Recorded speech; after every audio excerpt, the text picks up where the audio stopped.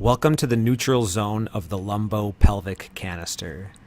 This is the foundation to all movement, and without this zone, it's very difficult to move properly elsewhere. We're going to reference the left side of this image first with these parallel lines. The top line is referencing what we call the thoracic diaphragm, and the bottom line is referencing our pelvic floor. We need these two lines parallel with each other for several reasons. One, it creates a neutral spine. Two, it allows us to breathe optimally. And three, when we breathe optimally, we're able to create proper intra-abdominal pressure to help support our core and our spine.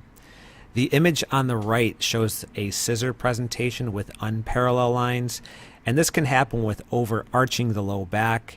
It can also happen with flaring of the rib cage, and just the opposite presentation of the scissor would be over rounding the low back. For example, when we go down to pick something up off the floor, that would be the opposite scissor presentation. One of the most important moves to understand in this zone is the hip hinge. To perform the hip hinge, grab yourself a dowel and put it on your back, and you should be able to feel 3 points of contact. 1 on the tailbone, 2 in the mid-back, and 3 behind the head. As we go into our hip hinge, we should be able to maintain these 3 points of contact from top all the way to bottom, protecting our spine and creating a good solid core as we go down. As you go down, we also want to feel a little bit of hamstring tightness at the bottom of the move, and that's another indication that we're performing this correctly.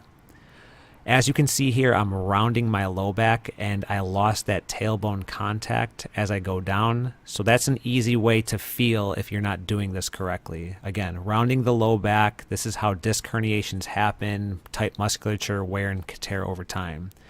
Vice versa, the overarch hip hinge. So as you can see, I have a lot of wiggle space with my fingers as I go down. I am compensating and overarching my low back to get down into position. Again, joints will be crunched into each other. This will not feel good over time. So to add resistance to this movement, we can grab a dumbbell or kettlebell. Your center of mass should be over that weight to help protect your back. Lock those 3 points of contact in, move purely through the hip joint, and this is a great way to understand the hip hinge and start to strengthen the core and the low back region. Another example we can take a look at in this zone is the push-up. So we do not want to overarch, nor do we want to over-round. We want to have those parallel lines stacking the thoracic diaphragm and the pelvic floor. Here's an example on the feet where, again, no overarching, and again, we do not want to over-round that area. We get into straight alignment, but here's where we take it to even more detail. Even though I'm in straight alignment from shoulder to foot, I can have that overarching of the low back, which is going to crunch those joints into each other. We want to have those parallel lines, holding it, giving our core the best intra-abdominal pressure as we have that position. One more example to look at is the kettlebell suitcase carry. So as I'm hanging onto this heavy weight, it's trying to tip me over to the right, and I'm maintaining those parallel lines, even though it's pulling me in a completely different plane.